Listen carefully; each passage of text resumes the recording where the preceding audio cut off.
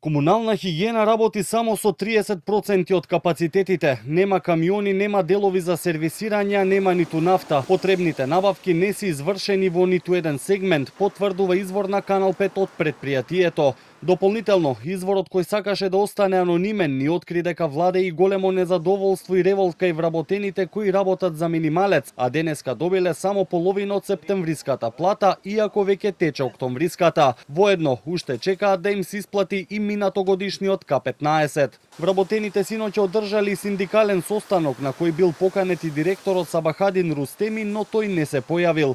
На него донеле заклучок да поднесат пријави до трудовиот инспекторат, а потоа и кривична пријава за раководството. Неколку месеци назад работниците во ова јавно предпријатие својата плата ја добиваат со задоцнување. Проблемот е во немањето на гориво, немањето на резервни делови, поголем број на возила се вон возна состојба. Единствениот виновник е раководството на предпријатието. Нема постапено ни по одлуката за исплата на регрес за годишен одмор, и меѓу другото, оние најавени пријави се однесуваат и за тоа. Што се однесува до состојбата на терен, институционалниот притисок и вонредните надзори засега не даваат позначителни резултати. Скопје и натаму е заробено во отпад. Дел од контейнерите во Скопје се испразнети, но сепак во повеќето сликата останува ваква. Граѓаните и денеска немаат каде да го фрлат сметот кој што им е насобран, па мораат да го спуштат веднаш до контейнерите.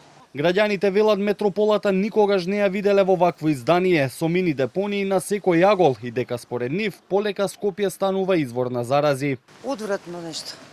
Одвратно не се случило во Карпош. МВР обвинителство. Еве Карпош нема ништо. Забележувате некакво подобрување? Не, уопшто. Катастрофа. Ова никаде не постои душо. Што е ова? Нешто не виделе за Скопје. Јас сум 71 година, ова не се случи од никогаш. Ова гадотија, невоспитание и на политичари, и на општини, и на комунални предпријатија, и на сите. Имаше ли кај да го фрлиш ѓубрето сега?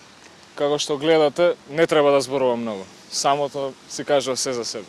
По состојбата која вчера го вклучи алармот во комунална хигиена и во град Скопје по наредба на обвинителството и со заклучок на владата влегоа МВР и уште неколку инспекции во вонреден надзор. Се прибираше документација која треба да утврди зошто не се собира сметот и дали има основи за кривично дело загрозување на здравјето на граѓаните. Воедно се истражува и работата на градоначалничката Арсовска, пошто таа излезе со реакција дека владата врши политички прогон, обвинувајќи ги ВМРО, ДПМН и Вреди за состојбата на улиците. Дали е нешто откриено засега информации нема, од ОЈО за Канал 5 посочија дека се дадени наредби и дека и натаму се постапува.